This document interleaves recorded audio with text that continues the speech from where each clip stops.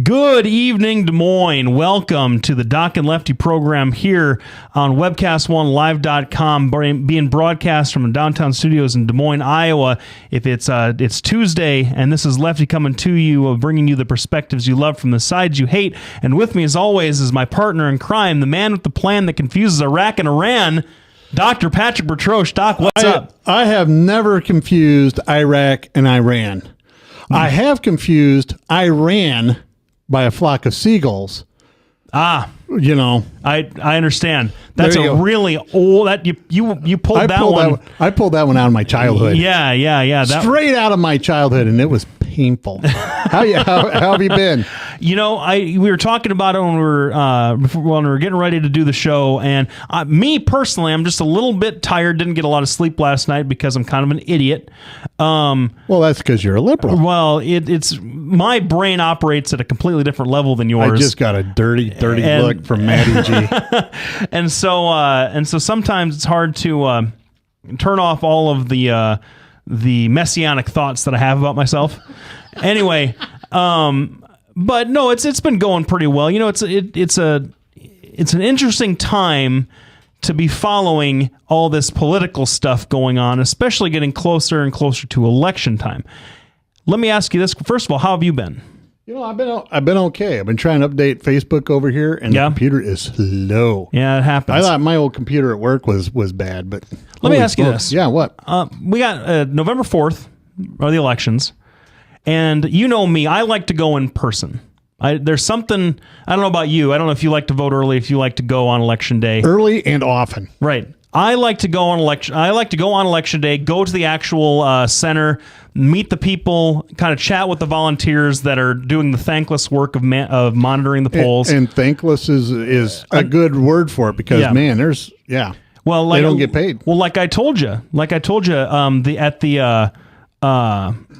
the elections here, the primaries back in March or no, June. Sorry, June. Back in June. Remember, I told you that I cast the 19th ballot at 8:30 because I left here, drove to my polling place, it's about 3 or 4 blocks from my house on the north side, and there were 4 women there who'd been there since 7:30 that morning for over 12 hours, and I was the 19th person, both parties, total 19 people had voted that day.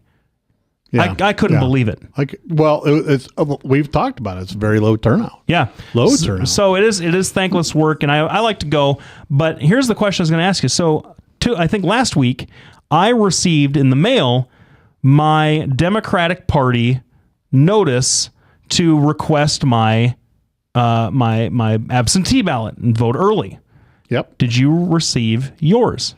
Not from the Republicans, and that has been an ongoing issue. I was curious about that because the big knock and the big hope for the Democrats this year, and you've heard their party chairman talking about this, is that, boy, those Democrats, we like to get them out. We like to get those votes banked, so we go in with already a baseline into election day, and I'll tell you, they were on the stick with my ballot. Now, all kidding aside, because I always think they like to have the votes, have people go in and vote early so they can go back and vote at the polls.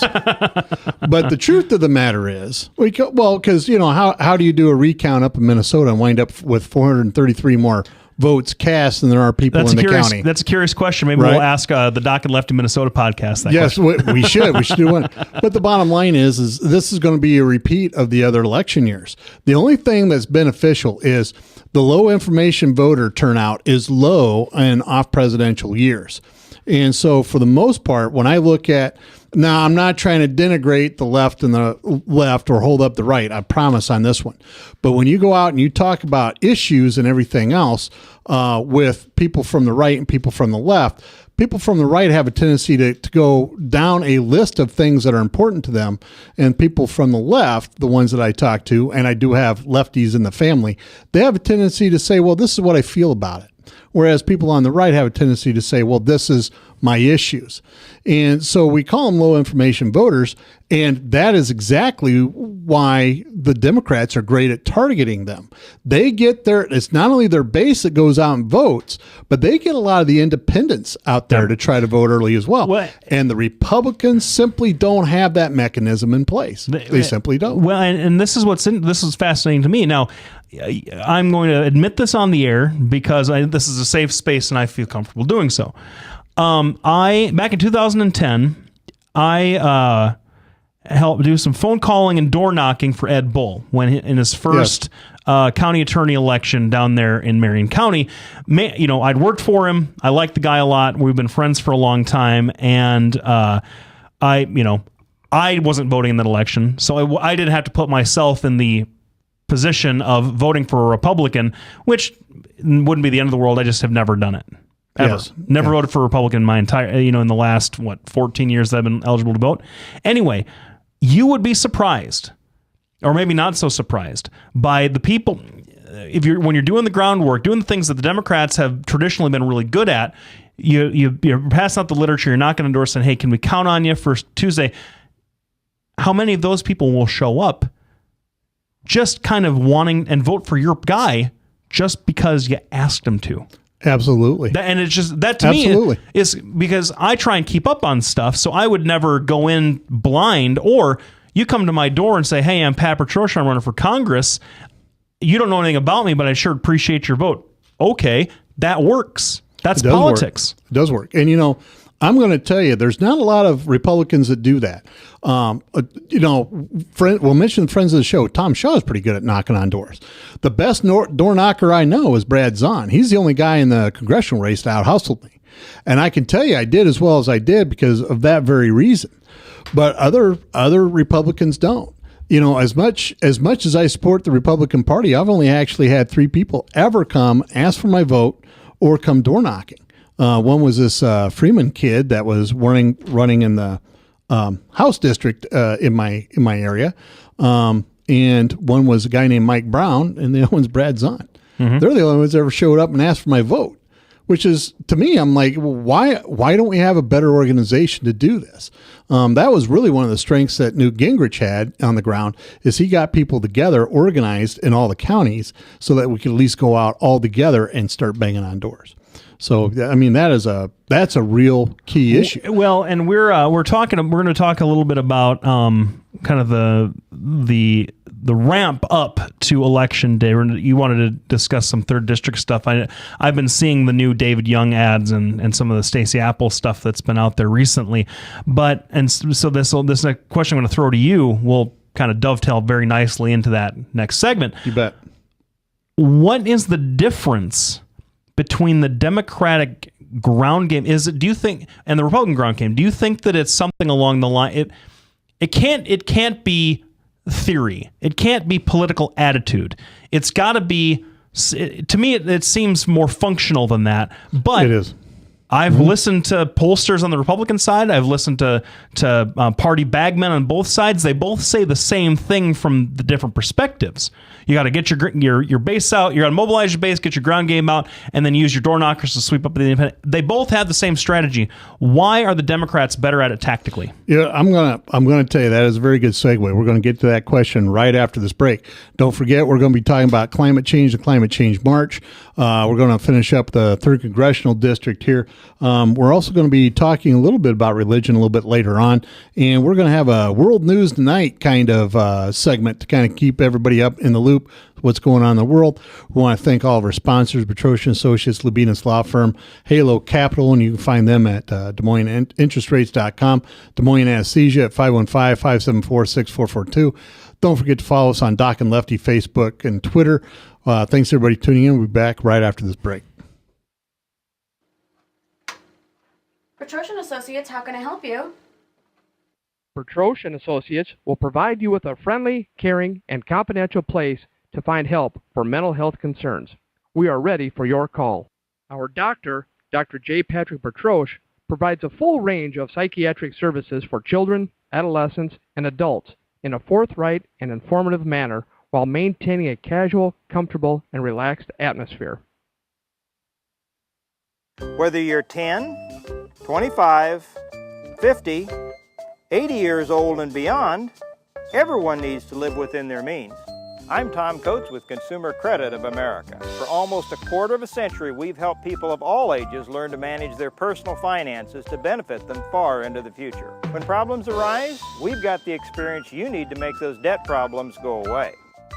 Got financial problems? Call Consumer Credit of America. From the RE/MAX Real Estate Concept Studios, this is Webcast One Live. Hey, welcome back, everybody. Thanks for tuning in this evening. This is the Doc and Lefty program. I am Lefty, and sitting in the captain's chair, as always, is Captain, my captain, Dr. Bertrosh, and we're talking... I'm James Kirk's brother. That's right. Pat Kirk. That's. Are you Cornelius instead of Tiberius? I just betrayed Pat Cornelius Kirk. Yeah, I just betrayed my Star Trek nerdy roots there for a second. Well, you know what? My initials would be PK. If you're a gamer, you know what that means. I don't know what that means, but it's where you go out and you purposely just grief other kids. You go out there and just mess up their game. I see. I'll let you. Maybe you'll have a gaming podcast here in the next couple of weeks, and you can just. I used to be in that, have that kind of hobby, but I don't really do it anymore. So, but we're talking about politics. We're talking about the run up to the election. Gosh, we seem to have one of these things every couple of years. Yes, it's all the time, and you can't get away from it. Well, and we've been doing this show now for close to 2 years, I think, right? Yeah, this particular iteration, I think we're coming up on our anniversary. Yeah, here in October. Right. Yeah. So we started this show with the 2012 election. Here we are in 2014, a very important, although snoozer of an election, except for a couple of key races here in Iowa. We talked a lot about the Senate last week or the week before. Yep. We want to talk about the 3rd District, but the question I asked before the break was, why do the Democrats in Iowa especially seem to have this tactical advantage of getting people out on Election Day? Well, there's several reasons why the Democrats really are better at the ground game than Republicans are. And if you watch football at all, you know you have to have a ground game, otherwise you don't win, right? So the bottom line is, one, there are a lot of tech people that assist the Democrats in getting the social media content out.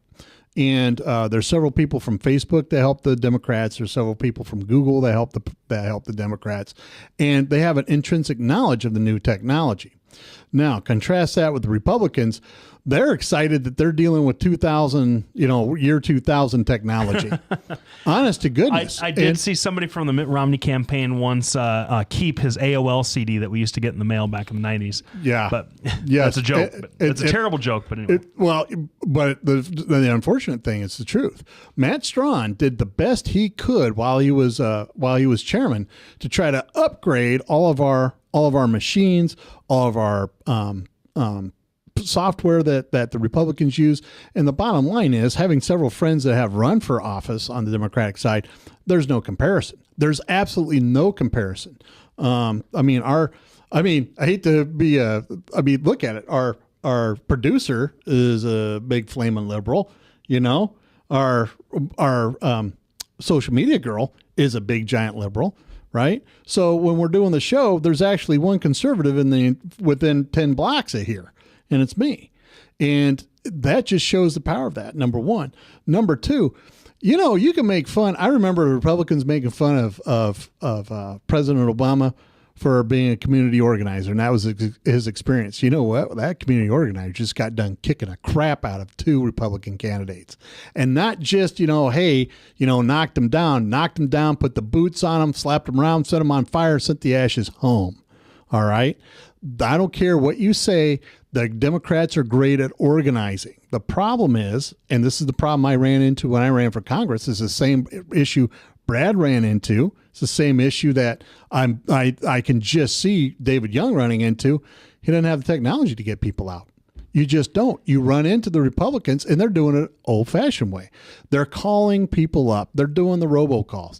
Nobody wants to hear a robocall. I'm excited when I get a robocall because then at least I can hear what they're trying to say and what they're trying to do. You know what? Nobody else wants to hear that. They don't want robocalls. They don't want 6 million spam in their email. They don't want any of that stuff. What they want is something quick, simple, and that, if that is in essence, is what the Democrats give them. Oh, this is something quick, something simple. Well, there you go. But even more so, and this is what's so interesting to me, because I did go out back in 2008.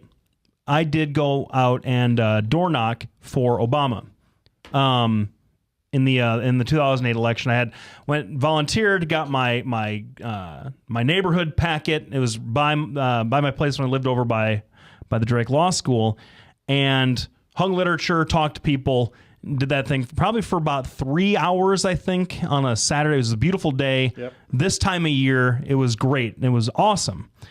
And I'll tell you what, and I know and this is not, Republicans do this.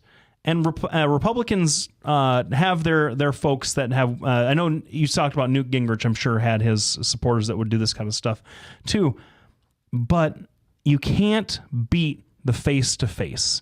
And sure, the analytics and the higher level demographic monitoring that the Democrats are able to do really helps weed those, find those voters that might, that if you voted Democrat. I think that when I was working with Ed's campaign back in 2010, I sort of remember that he had rolls for back a few years, and if you voted Republican in the last 2 elections, you got a door knock. If you didn't, if you voted Democrat or Republican, even if you voted Republican in the last election but had voted Democratic before then they passed you over because you couldn't count on it, especially getting close to the end of the day. That seems to me to be something that the Democrats are especially good at, because they can find that registration easy. They can compile it faster and spread it more efficiently. Right. Now, we have a comment from a Facebook friend of the show, James Leach, who I hold in high esteem. Basically what he says as far as the ground game, and I believe that this is right. Democrats blame Republicans for everything and take no responsibility for their actions or lifestyle choices.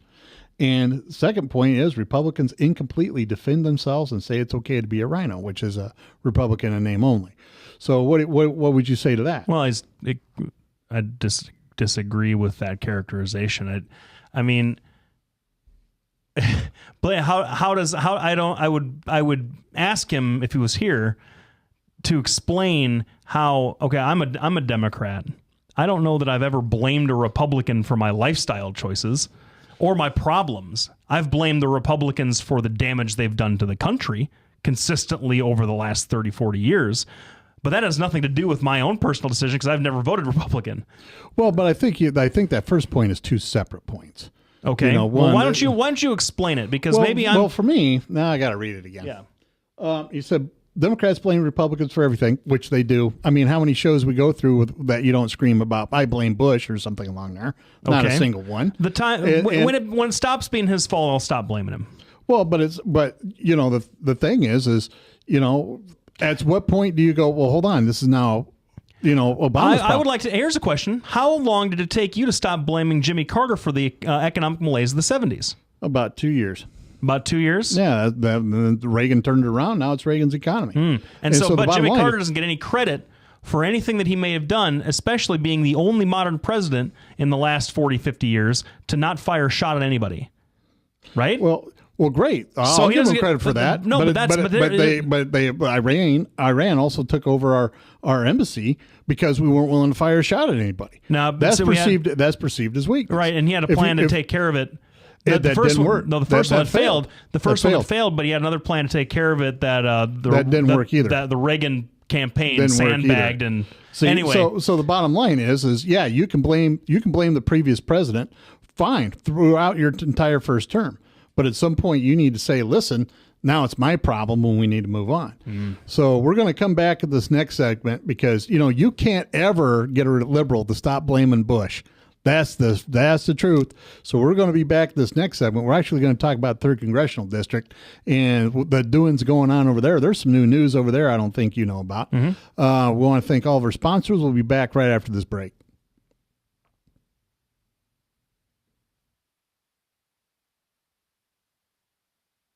Whether you're 10, 25, 50, 80 years old and beyond, everyone needs to live within their means.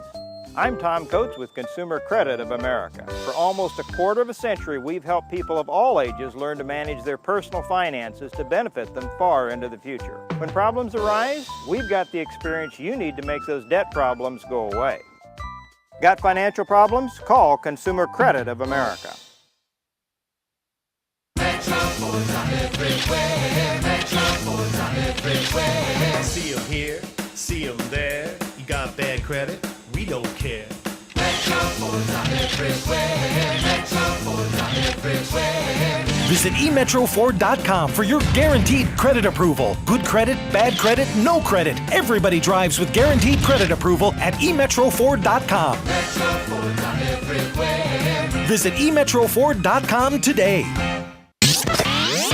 From the RE/MAX Real Estate Concept Studios, this is Webcast 1 Live. Welcome back, everybody. I cannot wait to talk about the rest of the show because let me just kind of give you. I'm going to take down the fourth wall here and give you and pull back the curtain and mix my metaphors and expose some of what goes on in between segment breaks here in the Doc and Lefty program, where generally we're pretty convivial dudes. We get along. We'll swap some jokes. Now he may be convivial. I'm straight. Right. Well, I can't help that I've got the more developed vocabulary. That's not my fault. But we generally get along pretty well. Today is not one of those days. Today we are sniping at each other during the breaks, and it's going to be pretty fun on the topics to talk about. But tell me what's going on in the 3rd District, because I live here and I don't know a thing. Well, I will tell you. Here I am now. I travel around a lot. I have a garage out in a Dell, and I travel out there quite a bit. And I have a tendency. This weekend I was out. I spent a lot of time cruising through, rural 3rd District, Iowa, because that's a beautiful ride on a weekend, no matter what you're doing. And this is what I saw. I saw 3 David Young signs, and I saw about 6 billion Stacy Apple signs. Mm-hmm. All right, in rural Iowa. I'm coming over here to the show today. I'm traveling through Chris Hagenau's district, and he's been a representative for several terms. Has a very solid lock on his seat, and I see Braley Apple all the way down, and then I see a Hagenau sign. Nowhere is there a David Young sign. Nowhere. Nobody's called me to put a David Young sign in. The only thing I've ever seen is one time on Facebook, David Young put on there, and he's not our Facebook friend. I had to see it through somebody else's. If you want your yard sign, come and call us. Come and get it. You don't tell people come get your sign. What you do is say, do you want a sign? We'll come give you one. That's what you do. The thing that happened, and I found out about this on Saturday morning. He had sent out a press release stating that he's pulled all of his advertising, all of it. And I'm like, well, hold on. You're not doing commercials or anything like that? No. So I get to asking around some people that know how much has David raised in the last quarter since he had a report last, because the reporting period is coming up here at the end of the month. $90,000 is the key that was kicked around. Now I'm going to tell you, now if you're Brad Zahn, you might be able to raise $90,000 and win an election.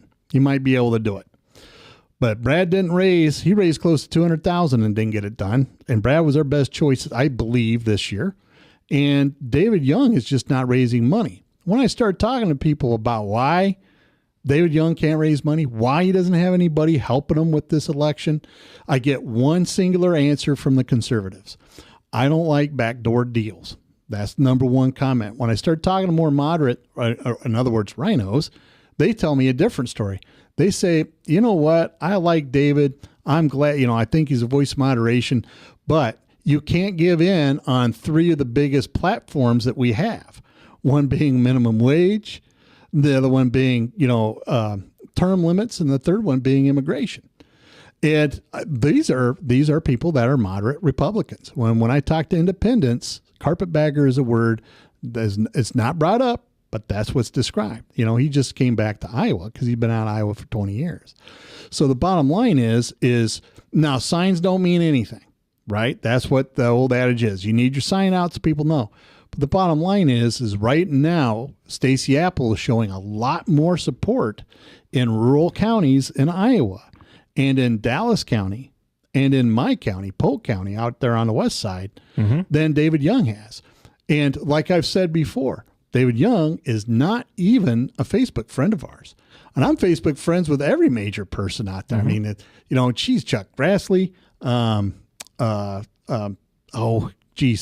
Steve King, the heavyweights. I'm friends with everybody else that's on the local level. And you know what? And I'm Facebook friends with Stacey Apple, and but not David Young. You can't go more than, I don't know, a few hours without seeing something that her campaign has put up that she's up to.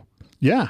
And the other thing is, if you look at their commercials, hey, I think I sprung this on Maddie. I think I forgot to tell you, but there's 2 commercials out that just show you the difference between David Young and Stacey Apple and their organization. There's David Young, complete milquetoast, sitting there eating something or doing whatever, saying, we're going to get a cup of coffee. I'm going to go out to D.C. I'm going to start working with the Democrats. We're going to start resolving our issues over a cup of coffee, because that's what we do in Iowa. That's honest to God how he delivers it. And then Stacey Apple comes on and says, you know what? I'm going to fight for the people of Iowa. I'm going to do what I think is right. And then she starts showing pictures of her running around, in great shots. And then in the commercial, you're actually like, well, hold on, I'm going to look that up. I mean, can you find those commercials real quick, man? All right. So I'm looking at this going like, I don't know who's advising him, but you've just alienated your entire base that says, especially when you come out and say, I'm not for term limits because I know how Washington works. Yep. I agree with the Democrats. We need a higher minimum wage. And, I think that, we ought to have amnesty for aliens. That isn't going to motivate your base at all. We're going to go, well, then why am I voting for you? Right? I mean, honest to goodness, maybe you could give in on one of the 3, but if he's going to give in on those 3, what else is he going to give in on? And then for me, an abortion person, are you going to give up on abortion? And then if you talk to other people, well, are you going to start giving up on the other issues that are important, like gay marriage? Are you just going to give up and roll over? Because if you are, then we're going to elect Apple and get somebody else the next time around. Because I was at this, when I saw Dennis Goldberg. And I will tell you, everybody I talked to there, and there's about 60 hardcore Republicans, all of them said that very same thing to me. And that's why he's dying. I mean, we talked before about if you're a Christian conservative, that's what funds the Republicans. And you can't alienate them. I just think that if this is all true, and it sounds like you're pretty down on him right now, if this is all if it's how it turns out, it sounds like another example of the Republicans wanting the perfect to be the enemy of the good. And David Young's a perfectly fine Republican candidate, but the Republican Party has basically, you guys have turned into the 1980s Democrats. You really have. And what I mean by that is, remember Bill Clinton's great line about Republicans and Democrats in the 92 election saying that, hey, the Republicans, all they do is fall in line. The Democrats have to fall in love. And that's really how it was. That's how it was in the 2008 election with Hillary and Barack. The Democrats, we knew that Hillary made a lot more sense, but gosh, Barack, he's just love him. You just love him. And that's kind of how that worked out. John McCain, second in line to George W. Bush, comes back, falls in line. You guys now have turned into those 1980s, 1990s Democrats where you got to fall in love with your person before you go. Yeah, but here's the thing. Here is the thing. David Young was last in the Senate race, couldn't raise money. He was last in the congressional race and couldn't raise money. And I have no idea why Matt Schultz, if he was a decent Republican at all, would think that would be a good idea to throw in with him. Well, we'll throw in with Kramer. Kramer has Christian credentials. Throw in with Zahn. There's nobody going to come up to Zahn and say he's not a conservative. And that's just what the issue is. Now, back to 2008 campaign, keep in mind, it was the brainchild of the Republican establishment to have Barack Obama win in Iowa. We've talked about this, a ton of Republicans went to the Democratic caucus and voted like heck for Barack Obama, thinking he was going to be easier to beat. I'm just going to sit this out there. Every time we have followed the Republican establishment's idea of the good candidate, and David Young is it, we have got stumped. Now, I'm not sure my English is correct, but it's just the same. And whenever you have a liberal like Lefty going like, well, he's a perfectly fine Republican candidate, you know you have problems with your candidate, right? Let's say Stacey Apple suddenly said, you know, I'm not for abortion rights. I want to restrict illegal activity and want to enforce the rules, with the added bonus of I wanted to restrict abortions as well. For me, that'd be a perfectly acceptable Democratic candidate, but it would alienate you, right? And that's the truth. And that's what's I don't think that on. it would make me any less likely to vote for her, though. Really? Yeah, because think of it this way. No, I just can't believe that's. No, that's I'll tell you, honest. and I'll tell you why. For me personally, and this is going to segue into our next topic. For me personally, there are plenty of reasons on paper why a Republican candidate would make a certain amount of sense to vote for. If you trusted their economic philosophy, which I don't, if you trusted their position on certain social issues, which I don't, but those at least have merit, right? The Republican philosophy on certain things, at least you can understand where they're coming from. But here's the kicker for me, and I've said this to numerous people who've asked me, like, for example, you and I've had this exact conversation several times. Lefty, you know, you're a really good guy to talk to. We think that you're really reasonable. We think that you're probably you're really a Republican in sheep's clothing and a lot more conservative than you think. Okay, fair enough, whatever. The reason why, even if I've liked a particular Republican candidate up until now, that I would have not voted for that person, other than the fact that I've liked the Democrat better, and that's been the issue so far. But if it was a toss-up for me, the thing that would break the tie is that I do not trust any Republican candidate to be able to divorce himself or herself from the intense pressure that the religious conservative base is able to put and leverage on that person, on that candidate. Well, and I think that goes both ways. I think that goes both ways. You know, if you have a you don't see there is no liberal religious base. There really isn't. Well, not the way there is on your side of the aisle. Well, there is, but it's not a formal religion. It's, you know, at the altar of socialism. So with that, I want to take the last word just to be able to get you. Yeah, you well, should see, that's not to me. His head's turning red. Well, no, that's break. the whole problem. Socialism is not an insult to me, and you know that. Well, yeah, but it's an insult to everybody else who's free thinking, because socialism, you can't have free thinkers in a socialistic country. You just that's don't. not true. It's put down all the time. That's not true. It is true all the time. It's not true. We're going to be back right after the break as Lefty and I continue our did so debate. It's duck season, Doc. Yes, it is. Wabbit season. Wabbit season. So we'll be back right after the break. Thanks for everybody for tuning in. I'm sorry we went a little bit long. When we come back, we're going to look at those two commercials, hopefully, that Maddie has up. We're going to discuss a little bit of religious aspects of things going on, and we're going to have some world news tonight. We're going to be back right after this break. I want to thank all of our sponsors: Halo Capital, Bertrosian Associates, Lubinas Law Firm, Des Moines Anesthesia at 515-474-6442, docandlefty.com. That's where we're at. You can find all kinds of stuff. We have blogs and all kinds of neat things on there. And don't forget to follow us on Facebook and Twitter. We'll be back right after this break. Bertrosian Associates will provide you with a friendly, caring, and confidential place to find help for mental health concerns. We are ready for your call. We are proud to work with military personnel and their families. Our doctor, Dr. J. Patrick Bertroche, provides a full range of psychiatric services for children, adolescents, and adults in a forthright and informative manner while maintaining a casual, comfortable, and relaxed atmosphere. Our licensed mental health therapists provide individual counseling to children, adolescents, and adults, including couples and marital counseling. Visit our website at bertrosianassociates.com for more information or call 515-334-9484. Our offices are located at 5525 Meredith Drive in Des Moines, just east of Skate North off Merle Hay Road. Isn't it time to talk to someone? Take care of yourself and your family. Contact Bertroche and Associates.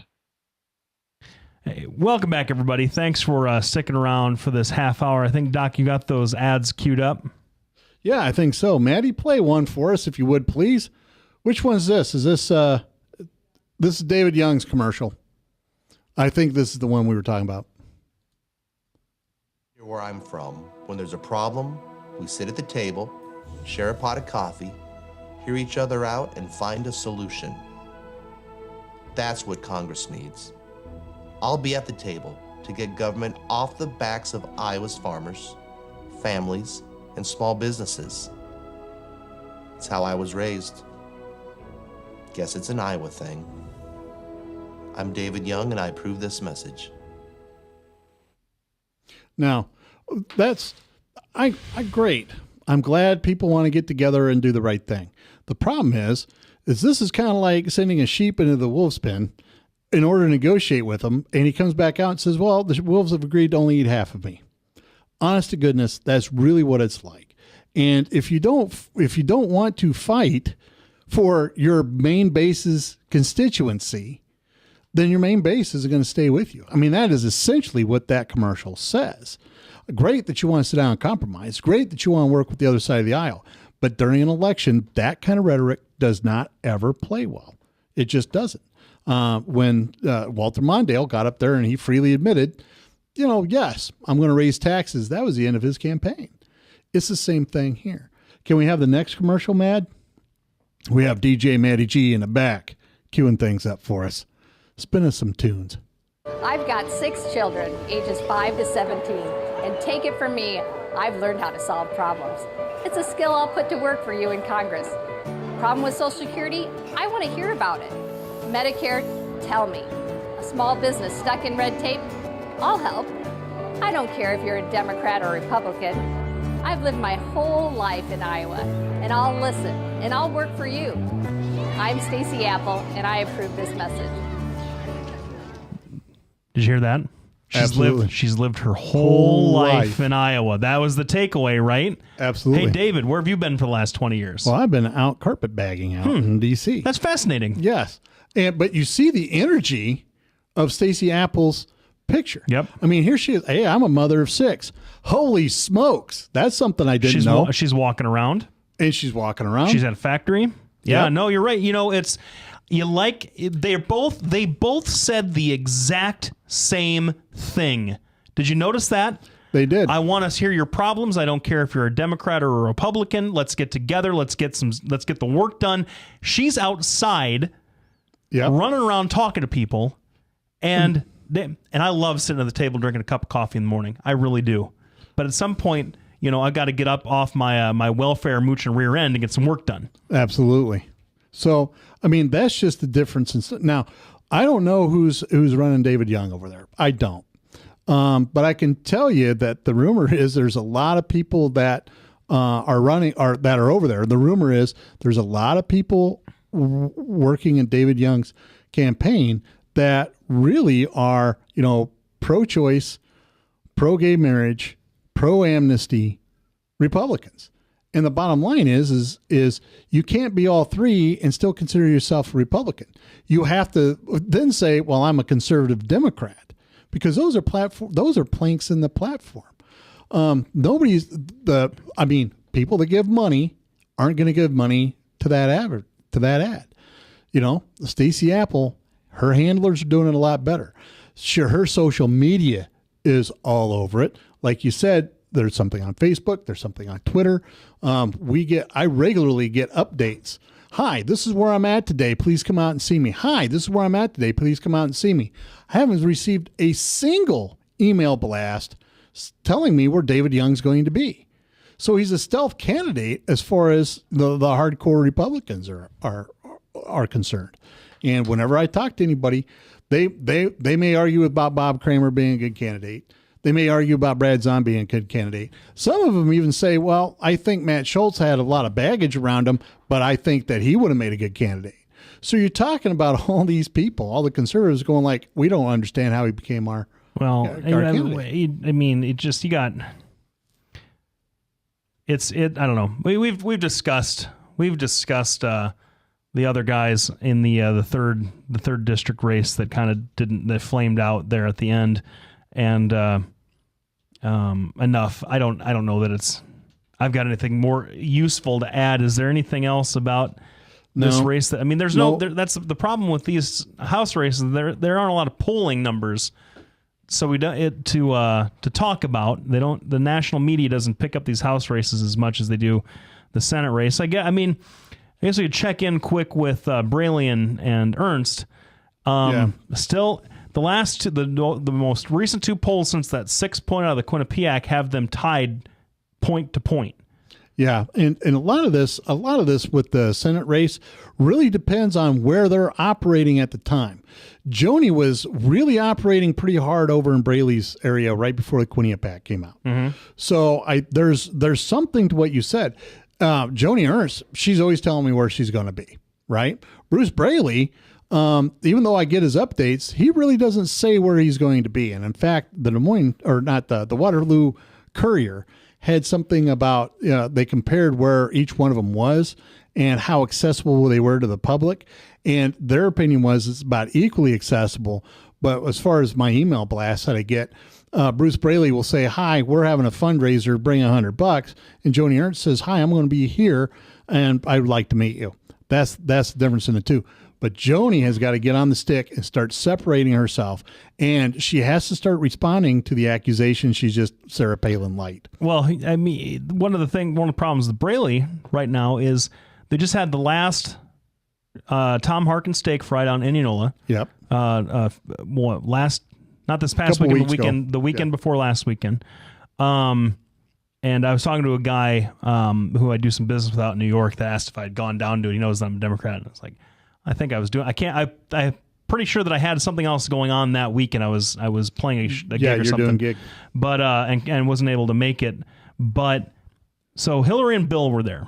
Now, you know me very well. You know that if Bill Clinton was in this studio, you would have to do all the talking. I would be foaming at the mouth. I wouldn't be able to even look at him. That's, but, or say 3 words to him. I'd be just completely overwhelmed that Bill Clinton was here in the studio. But you had Bill and Hillary, the rock stars of the Democratic Party. Well, let's call them the Rolling Stones of the Democratic Party at this point. Yes. They're on the way out. Taking over the steak fry, which should have been Bruce Braley's torch-bearing moment. I think that he had like the third or fourth speech. He wasn't even given a keynote. Nope. Hillary was given the keynote. And you're looking at Tom, you're thinking, this was your guy. You know that Tom Harkin went to Bruce Braley right before he announced he was going to get out and said, "You're my guy. Loebsack can't get it done. You are the guy that has a little bit of cachet in Iowa. I'll put my people behind you. You will get this done. The Republicans don't know what they're doing." And then he buries him at the steak fry. Yeah. The highest profile Democratic event. Remember the last time we talked about this, the Tuesday before the steak fry, I predicted that he'd get a bump out of that steak fry, and he got nothing. That's unbelievable to me. Yeah, and that's really exactly how, both these candidates are struggling to separate. And one because she's viewed as not having enough substance, and the other one viewed as having just a little too much substance. I think that shot against Grassley continues to haunt him. I don't think so. I disagree with you there because you don't hear anybody else bring that up except Republicans. It penetrated at the time, but you haven't heard any of the more independent voices. The more like the Register hasn't said much about it. It was a flat. Because they're a pro Democrat paper. They're not endorsed neutral. Mitt Romney. Well, and that should tell you that the Register's endorsement is the kiss of death. Hell, Ed will tell you that. Ed Fallon will tell you that. Anyway, we've run over again on this segment. We'll be back right after the break. We're going to pick up some religion. We'll probably finish up with that. We might have a skirmish over climate change at the end. We'll be back right after the break. Thanks, everybody, for tuning in. From the RE/MAX Real Estate Concept Studios, this is Webcast One Live. Get away from us, you mean old credit card. We don't have any more money. We're in trouble now. Save us! Help! Somebody save us! Somebody help! Help! Save us!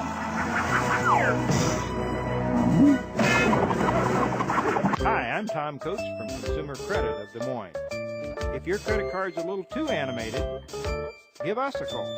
Hooray! We're saved! Consumer Credit! You're our hero! If Tom Coates from Consumer Credit of America was your personal webmaster, Tom would filter out all bad debt emails. If Tom was your mailman, you'd never get any debt reduction junk mail. If Tom Coates was a lineman, he'd block any phone calls offering to reduce your credit card debt. Hi, I'm Tom Coates with Consumer Credit of America, and we're still your best choice for credit counseling. We're local, we're accountable, and we can do more. You make the call when the time's right for you. When it comes to competition, there really is none for Consumer Credit of America. Welcome back, everybody. We're winding down here at the show, and Doug, and I appreciate you indulging me on this next topic because it's something that has been absolutely driving me nuts the last couple of weeks because I don't find it to be a fair critique. I don't find it to be a fair argument whatsoever, one way or the other. Irrelevant to the topic, and of course, I'm talking about this business with Islam and ISIS, and you're hearing about it in a lot of right-wing corners around the country, seeing it on social media, this consistent drumbeat of, hey, this is just what Muslims do. Why doesn't everybody wake up and realize that Islam isn't this religion of peace the way that the president says and the way that everybody says? They're these murdering they're all murdering terrorists that want to take over America and impose Sharia law. Because, and that's all, you can have that kind of viewpoint, whatever. But then the thing that's the strangest to me, the newest thing is, because that's how their Quran teaches them to be. They're not taking some radical form of Islam, they're practicing Islam. That's the next step in this analysis that's driving me crazy. Now, before I go too much further, I want a quick disclaim. I am not here to defend any religion over another. I'm an agnostic. I'm a confirmed. I don't care what religious doctrine is prevailing in the social ether at any one given time. But it bugs the crap out of me to listen to folks who are so completely tone deaf and so completely ignorant of their own religion's history, criticizing other people, that we're having a problem with right now. Christians should keep their mouth shut about having a violent history in their religion, or even a violent contemporary history. It's not too long ago when people under the guise of the Bible and the justification of Jesus Christ Almighty, killed innocent doctors who performed abortions. The Ku Klux Klan still claims religious status here in this country and claims to be a religious outfit with religious views. And they terrorized and killed a whole bunch of people, and they still do. They still do. You have all manner of kooks out there ascribing to one religious belief or another. And you know why? Folks, here's why this happens consistently over and over and over again. Any religious faith whatsoever is a blank slate for you to ascribe your own ideals, your own values onto as a person. You learn it as a child and it confirms what you believe yourself. If you're a peaceful person, I'm a peaceful person. I would probably live as a peaceful whatever. If you're a violent person, you will find ways to justify your own innate violent behavior with your religion. And it's not even about insensitivity or racism, or ethnic insensitivity or anything like that. But right now, we need to be reaching out to the Islamic community because that's the only way that these folks in Syria and Iraq are going to be defeated. And to continue to attempt to alienate them by saying every single Muslim is a killer because that's what your religion teaches you is counterproductive in the extreme. Well, now I would agree that you can use a religion, and that's any religion, to go out and justify your own psychopathology. I get that. Here's what the difference is. When supposed Christians were out there murdering abortion doctors, you didn't hear the Pope go, You heard the Pope say, listen, That isn't what our Christianity is about. You didn't hear all the televangelists go, well, maybe those doctors deserved it. That was universally condemned. That's the difference between then and now. You don't hear any moderate Muslims going, oh, well, yeah, we shouldn't be beheading innocent people. You don't hear that. What you hear is they're infidels. That's what you hear. There's a deafening silence from the Muslims over the behavior of these extremists. Now, don't get me wrong. Osama bin Laden was kicked out of his family because he's part of the Saudi royal. Now, he wasn't a royal family, but he's part of this giant wealthy Saudi family. But nobody condemned what he did. You don't hear any of the caliphate that's being set up there going, hold on, we shouldn't be beheading people that are over here trying to report on what's going on. That is the major difference. Don't get me wrong. Christians have a lot of blood on their hand. So do the Jews.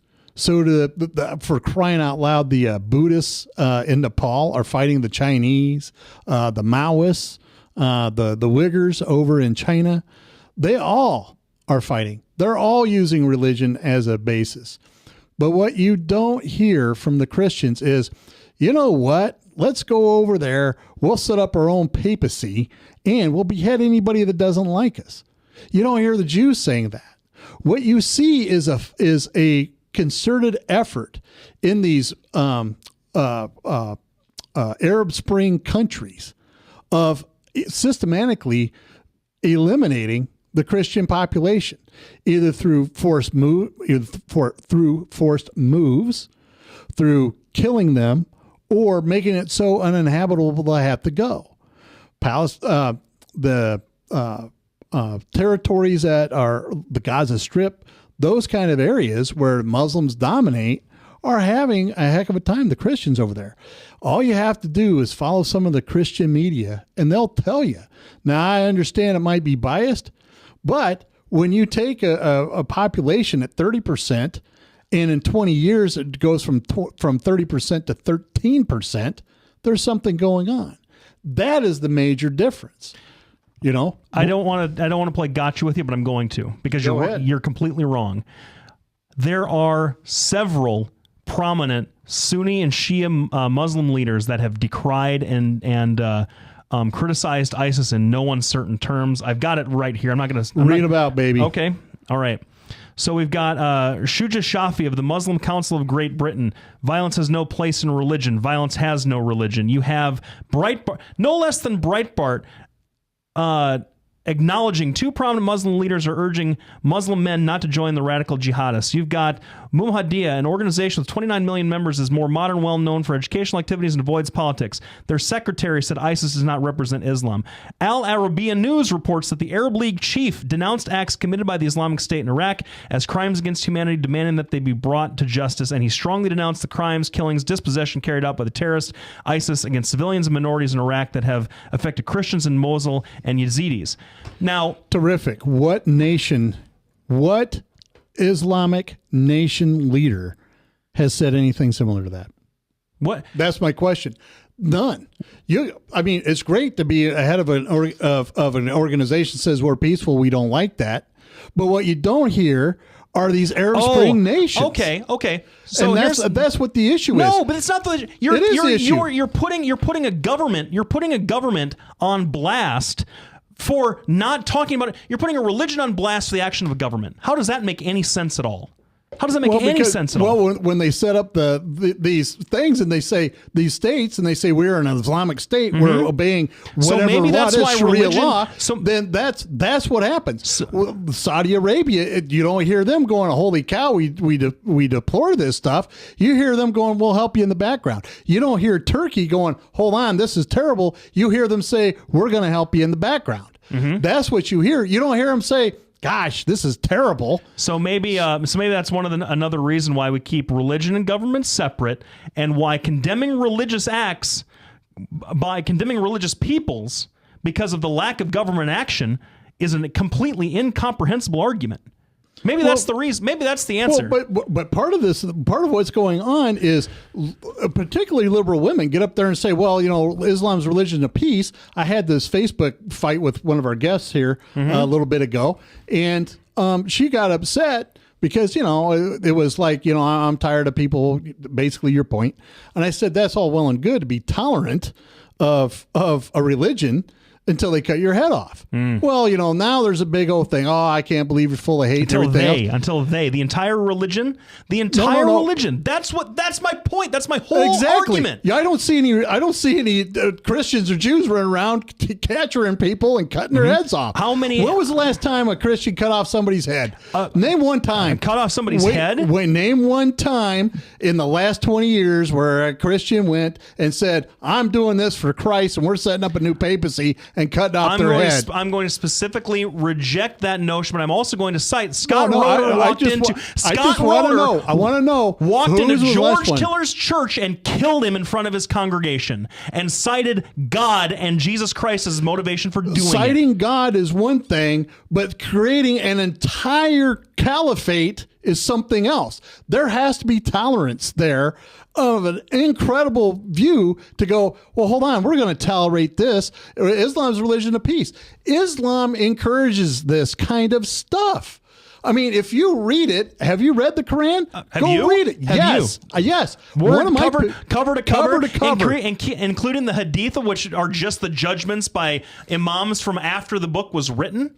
I will tell you, one of my patients is Muslim, and he brought this in and he says, I want you to read this because I know you're a solid Christian. I said, great, I'm glad to read it. I read that Quran from beginning to end. They say the rule is whatever is said last in the Quran is what the rule is. Whatever's come before is going to be modified by what comes after. And that is clear as a bell all the way through there. Just the way that Jesus Christ confirmed the law of the Old Testament. The Old Testament, the same book that talks about the rape and murder of children that don't subscribe to Jewish principles. Okay, fine. Well, hang on. This is not the argument I want to have with you. This is not. Well, hold on. This is the argument. You brought this up. Here's what the thing is. You're sitting there telling me that in the Bible, murdering and killing children and women is condoned, that Christ condoned it. It is. It is not. Christ sat right there and said, "He who harms these children shall answer to me." And he also said that he who does not honor his father and mother should be killed. No. He did. Well, absolutely. The children? Well, but the children? But you don't have Christ sitting there saying, well, geez, you hear him say, I am the way and the life, peace, and you have Christ came to bring a sword. How is that a peaceful religion? This is the problem with religion, not Christianity in particular, not Islam in particular. This is the problem with religion being used as a political club against people who want to take their own hatred, their own personal biases, and export those to the population. Do you think for 1 second that the abuses of Christianity are sanctioned explicitly by the Bible? Of course not. Of course not. Now, let me ask you a question. Do you think France is a fairly tolerant nation? I don't know. Do you think? What's your opinion? Yes. Okay. What? All right. They have a tremendous Muslim problem, and they're introducing anti-Muslim laws as we speak in order to be able to keep peace in their own country. They have the entirety of Europe has a political party whose only goal is to make sure that the Muslims don't get out of control and create riots in Paris or in Copenhagen or in London. Right. Well, the last time I was over there, they had a Muslim go in there and chop the head off of one of these military types over there.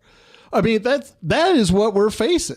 You don't see Christians running around the street going, I'm just, but my Pope told me to go cut off a head, so I'm going to go do it.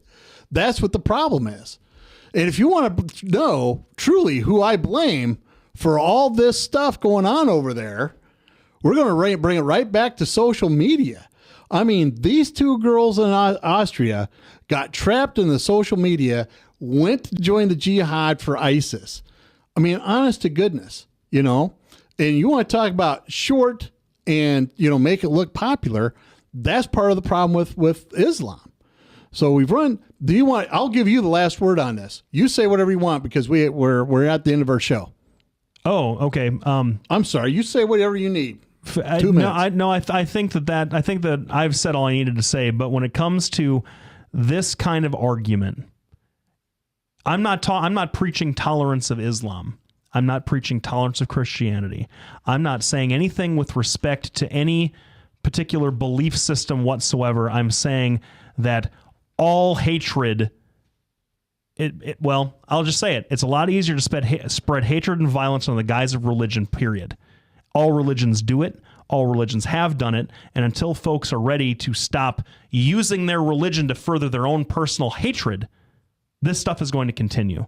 And singling out one in particular who we need to work with because they have formed states, even though I would disagree with that formulation, who have formed states with armies, to single out an entire population of folks as saying, listen, you are the bad guys because your religion tells you to be the bad guys, is completely insane. And really the best way to lose the larger fight. That's my point. All right. Now, I appreciate Love you that. very much. You know, right now we need all love we can get. The truth of the matter is, and this is my perspective, these people are everybody's enemies. Doesn't matter what religion you are. These are the people that are your enemy. Okay? They could be Christians. They could be whatever. But they are the people that give every religion a black eye. Honestly. Let's keep in mind that ISIS has killed hundreds of thousands of Muslims. Okay? Mm-hmm. They've killed thousands and thousands of Christians.